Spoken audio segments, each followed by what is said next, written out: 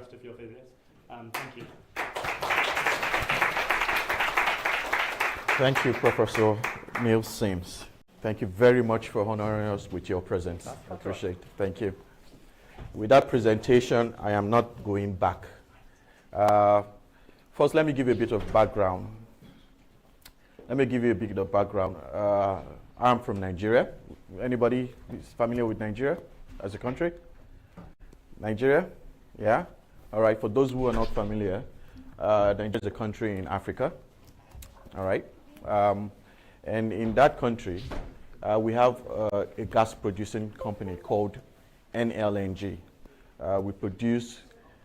We liquefied gas and we market it to different parts of the world for energy. And we are a very, very, very trusted and reliable supplier of gas to the world.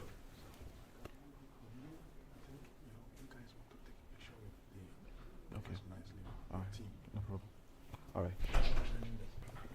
I'm not joining them. Yeah. Okay. So the company is based in, or is headquarters in Port Harcourt, Rivers State. Port Harcourt is a small area in Nigeria. Is a coastal town, and from that particular place, just a few kilometers from Port Harcourt, is where our 6-train liquefaction plant is. Our liquefaction plant converts. I'm not an engineer, so please excuse me when I'm speaking, but it converts, it liquefies gas so that you can transport it on very large tankers to different parts of the world. Why do we do this? It's because we have so much gas. All right, we have so much gas, and we thought that we could monetize that gas and diversify our economy. So we export it to different countries. But we're not just known for exporting gas. We're not just known as a leading energy company. We're known for giving back to the society and also supporting endeavors that would contribute to the development of the country. For example, this price is a $100,000 price, which we sponsor, and we've been doing this for the past 20 years, awarding $100,000 to scientists who break grounds with their work. People like you, for example, right? Now, it started out with $100,000 going out to Nigerian scientists. But somewhere along the line, we changed our mind and we thought about it and said, we think there are solutions. You can get solutions from anybody, from everywhere around the world that would speed up our development. And we thought to open that prize to anyone that has a solution that is beneficial to the country. Okay, so anybody can apply for this. So just that's a bit of background to the prize, a little bit of background to who we are. I'm going to continue on the agenda and introduce some of my team members. I will start with Dr. Sophia Horsfall. Please stand up and be recognized. Thank you very much. She's the General Manager, External Relations and Sustainable Development at NLNG. Next to her is Anne-Marie Palmer-Ikuku. Thank you. And she's the Manager, Corporate Communications and Public Affairs. I also have with us Titi Horsfall, please. She's the head of editorial and digital content. And I have Iwakiri Apreku, head of public relations, please. Where is he? Okay. He just stepped out. Yeah, he just stepped out. And right there is someone that is standing right in front of you. Do I need to introduce myself? My name is Elkanah Chawe. Yes. I'm the head of media relations and public affairs. And then Ben Apute is the corporate and brand identity advisor. There. Now, this team manages the Nigeria Prize for Science and ensures that every single year, it runs smoothly and we work with an advisory board, a 3-member advisory board, to ensure that we administer this prize and it's successful every year. But that is not the reason why we're here. We're not here because we just wanted to visit. We're not here because we wanted to just talk about our company, NLNG. We're here because of these 3 men. Some of them, as I said, you're familiar with them, but they are the 2024 winners of the Nigeria Prize for Science. They won $100,000 this year in October. They were awarded that. They were awarded the prize in October, and you can see them with their plaques right there in October. So I introduce to you Dr. Eni Oko. Please stand up for recognition. He's a senior lecturer in chemical engineering and an associate professor at the Newcastle University. All right. We also have, sorry, my apologies, Dr. Olajide Otitoju, yeah, who is also an associate prof, right? No? Okay, yeah. But he's with the University of Sheffield, and he's a very familiar face.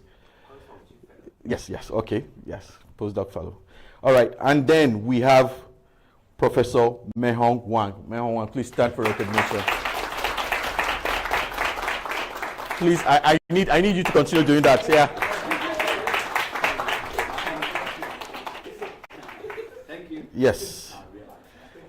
So Professor Mehong Wang is a 2-time winner. 2-time winner of the Nigeria Prize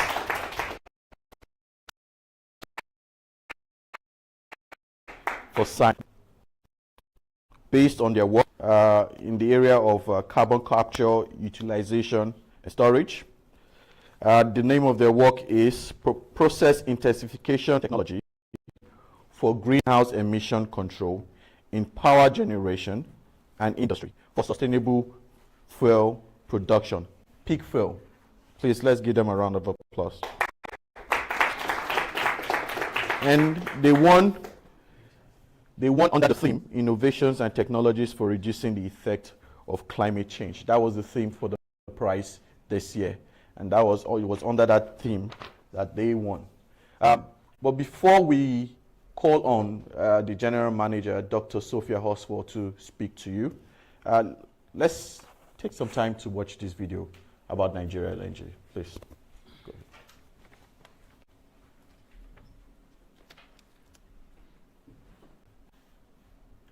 ahead.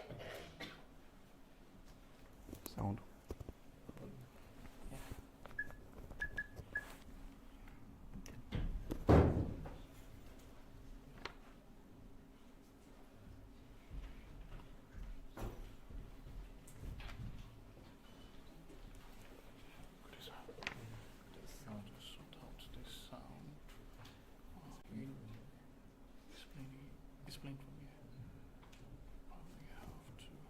All right, so why they're doing that, why they're trying to get that working, let me invite Dr. Sophia Horsfall for her remarks. Dr. Sophia, please.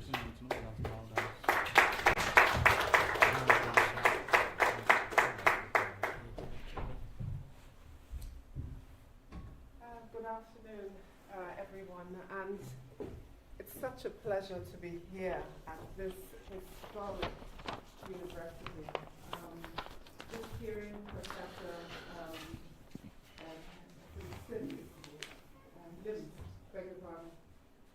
just reel off all the firsts that University of Sheffield has achieved, the age of the institution, the number of Nobel laureates, the Queen's Prize, it is truly amazing, and to be here in the midst of you, it's such an honor.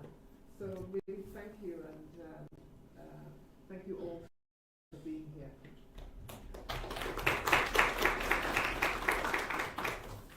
So just permit me to photograph and just share good wishes from Nigeria, from NLNG, and share why we're here.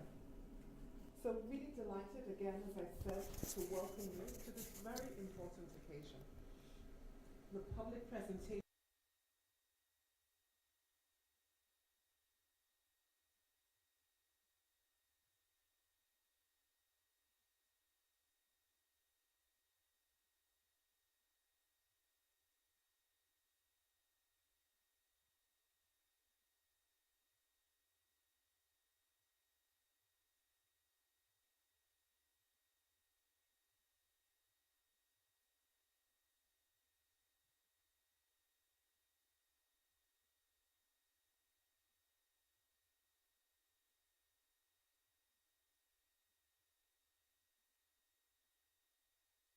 Professor Mehong Wang, Professor of CCU in this university, is not just one of the co-winners of the prize this year, but also co-winner with Dr. Matthew Anike, and that was in 2019.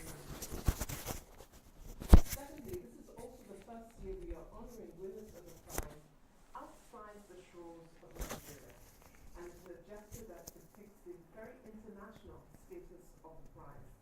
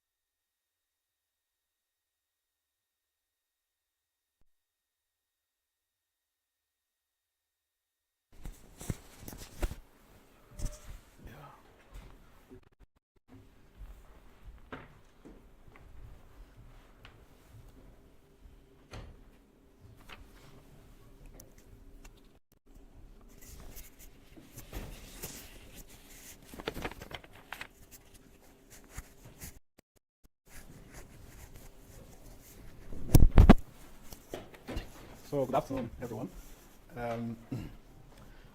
Thank you so much for coming for this session.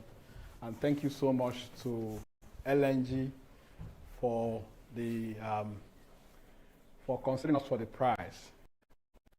Matter of fact, there were over 150 applications, and we believe that there were lots of merit in applications that was received, but thankfully ours was selected as a winner. So thank you, LNG, for what you've done for us.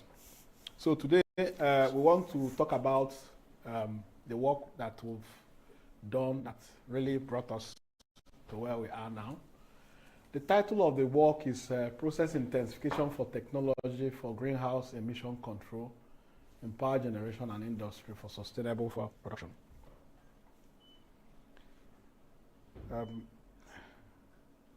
So I will just give a bit of introduction and talk about the technologies today.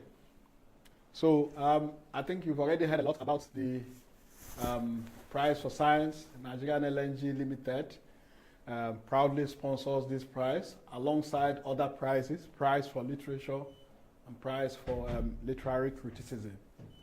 Okay. And you will receive $100,000, a lot of money, if you end up as a winning candidate for any of these prizes. Obviously, quite a bit of information there. The theme for this year's prize was Innovations and Reducing the Effect of Climate. Next year, the theme is going to be on ICT and artificial intelligence. Of course, the prize celebrates excellence in scientific breakthroughs and honors scientists from anywhere in the world, not just Nigerians. And it's an annual prize, and it's been on since 2004. So we are very honored to be the winning people on the 20th anniversary of the prize. Right, so I'm Eni Oko. I'm from Newcastle University. I used to be here at Sheffield. Professor Wang, who's been my boss for so many years. And then, of course, Olajide Otitoju. And in terms of the technology, before we talk about the technology, because we have a diverse audience that is not just engineers, we'll provide some background, a little bit of background for you. Okay, so we start from carbon emission. We have all heard about climate change. Mm-hmm. But the point here is that globally, including Nigeria and the UK, from power generation systems, and those type of emission sources are called stationary sources. Okay, and as you can see from this figure, the stationary sources contributes more than 50% of emissions worldwide.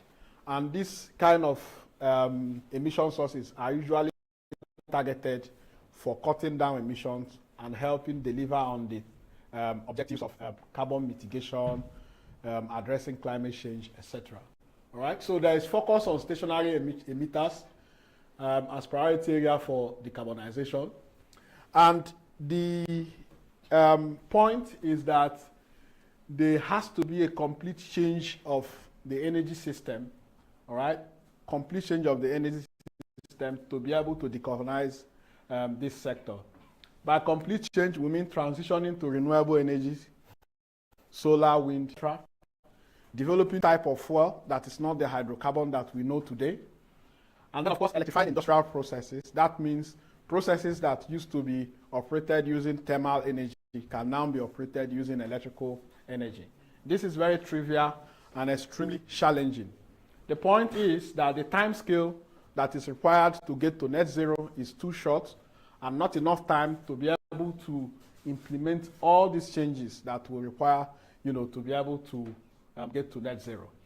So the deadline for net zero, for instance, to be able to hit 2 degrees scenario by 2100 is 2075.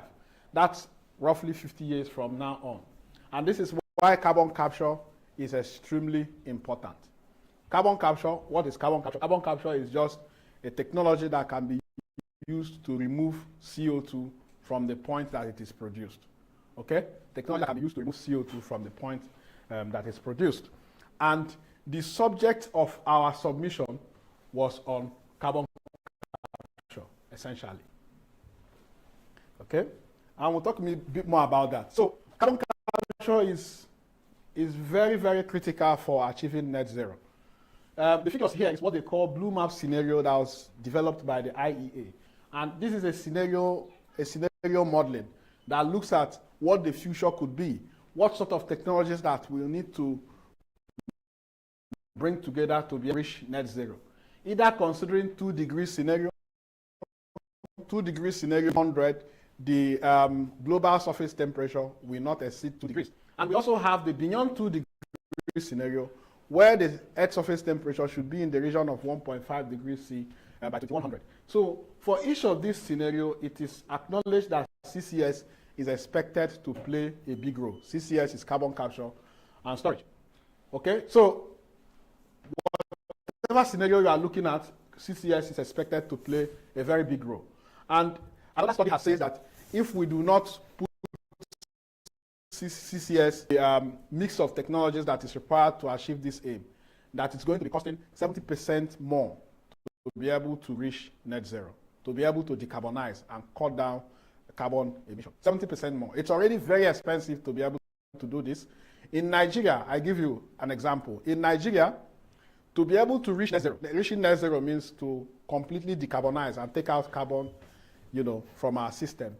By 2060, the estimate is that it will cost Nigerian government, remember Nigeria alone, $410 billion. $410 billion, all right, between now and 2060. So if that is going to be 70% more, you will begin to understand that it will cost Nigeria over, nearly 800 billion to be able to achieve that objective. Okay, so carbon capture is extremely important. Now, talking a bit more about carbon capture. So if you look at this image here, don't think too much about it, but this part of the image is for power generation, okay? So from your power generation, you are going to burn fuel, and this fuel could be natural gas, okay, which is the type of fuel that LNG produces. So you burn your natural gas, and your natural gas is obviously going to produce some CO2. And this technology that we've represented as a box is actually your carbon capture technology. And what this technology does is to simply take out the CO2, and the CO2 can then be compressed and either stored underground or used in other processes to either produce a different kind of chemicals, etc. The simple box here, depending on the technology type that is in use, can be expanded into this form. So this is what the technology looks like.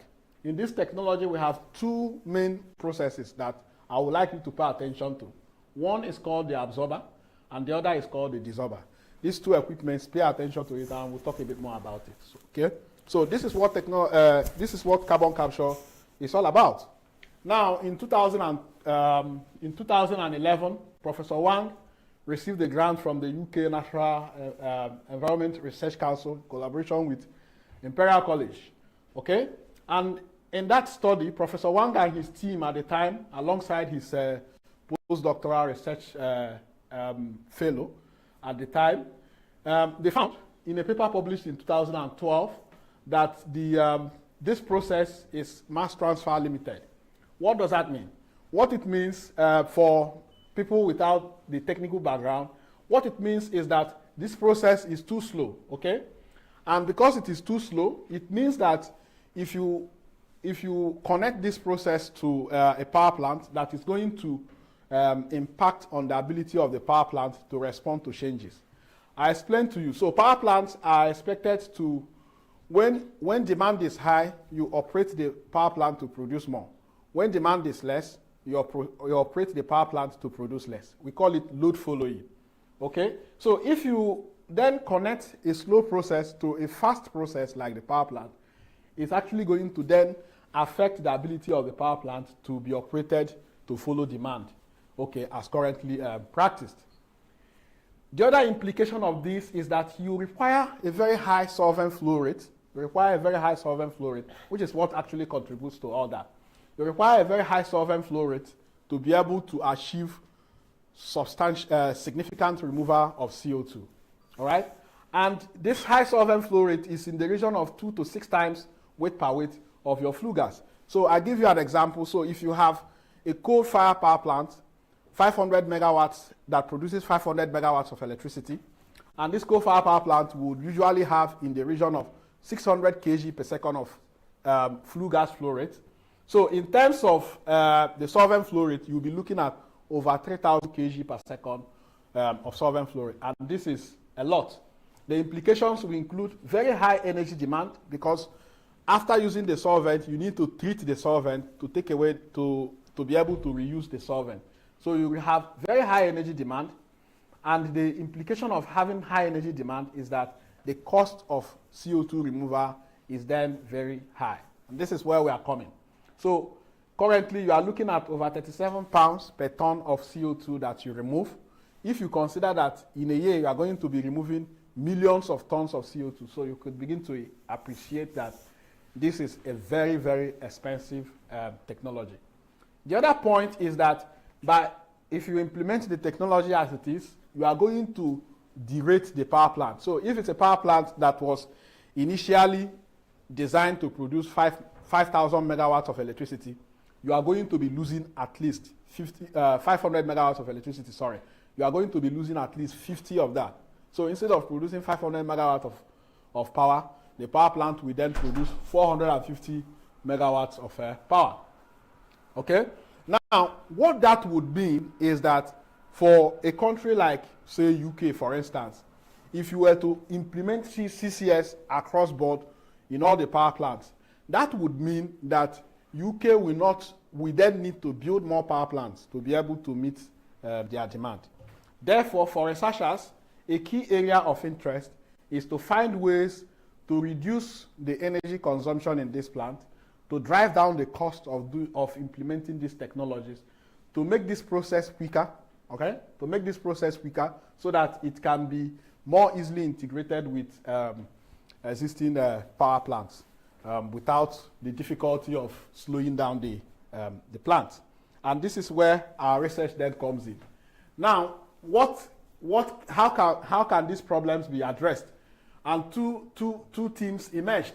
The first team is in design, equipment design.